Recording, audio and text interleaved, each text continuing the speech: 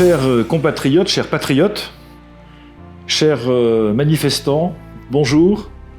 Merci à Florian de son invitation, merci à vous tous de votre présence et de votre persévérance à manifester samedi après samedi, semaine après semaine, pour la défense de nos libertés. Votre mobilisation est admirable, elle est nécessaire et elle est encourageante. Personne d'entre nous, je crois, n'était dupe des déclarations du président de la République réélu qui affirmait, dès sa prise de fonction, que nous entrions désormais dans une République apaisée, avec davantage de concertation, davantage de respect, davantage de prise en compte des aspirations du peuple. Je fais partie de ceux qui, je crois, comme vous, n'ont pas cru Emmanuel Macron. Et malheureusement, nous avons eu raison de ne pas le croire.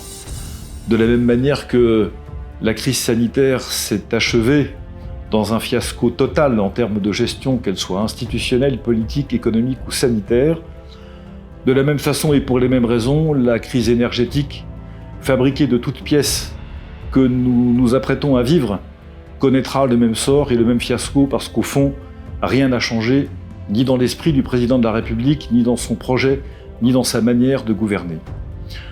Tout comme vous, je n'imaginais pas, quand j'étais un peu plus jeune, étudiant ou débutant dans la carrière professionnelle ou dans ma vie politique, je n'imaginais pas devoir manifester régulièrement, comme vous le faites avec courage, pour défendre des choses qui nous paraissaient évidentes à nous autres Français, depuis longtemps. C'est-à-dire rappeler au pouvoir public que les libertés individuelles et que les libertés publiques existent, qu'elles sont notre bien le plus précieux et que personne ne devrait avoir le droit de les mettre en cause, de les raboter, de les réduire, voire pourquoi pas un jour de les supprimer. Cette France-là, dans laquelle nous nous apprêtons à vivre et dans laquelle nous avons un peu commencé de vivre déjà pendant la crise sanitaire, n'est pas celle que j'ai appris à aimer, celle que j'ai défendue et que nous avons défendue ensemble depuis maintenant des années, et celle dans laquelle nous voulons vivre. Malheureusement, nous avons à la tête de notre pays des personnes qui n'ont pas la même vision que nous, qui ont décidé de démanteler notre pays, d'en faire une sorte de pièce à vendre par appartement ou par morceau, à des puissances financières aveugles qui veulent changer notre mode de vie sans nous prévenir et qui sont prêtes à tout pour aboutir à leur fin. La seule chose que nous pouvons faire pour l'instant, c'est de résister. C'est de manifester comme nous le faisons, comme vous le faites encore aujourd'hui. C'est de saisir les instances judiciaires de notre pays à chaque fois que nous considérons que les libertés sont à défendre. Et vous savez que chez VIA, comme d'ailleurs chez les Patriotes, nous l'avons fait aussi souvent que c'était possible, avec parfois des victoires, plus souvent, malheureusement, des défaites.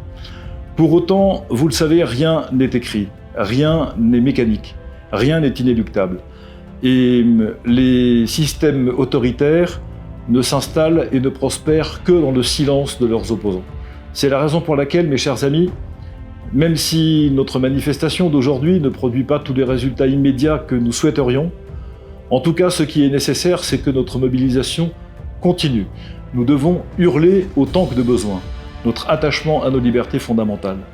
Hurler qu'il n'y a pas de conditions à remplir pour pouvoir bénéficier des libertés que nous donne le droit.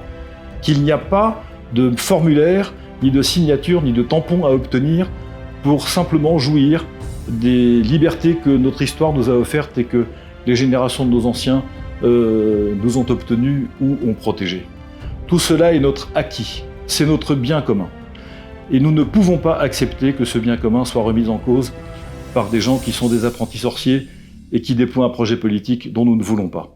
Donc merci encore pour votre manifestation, merci pour votre courage.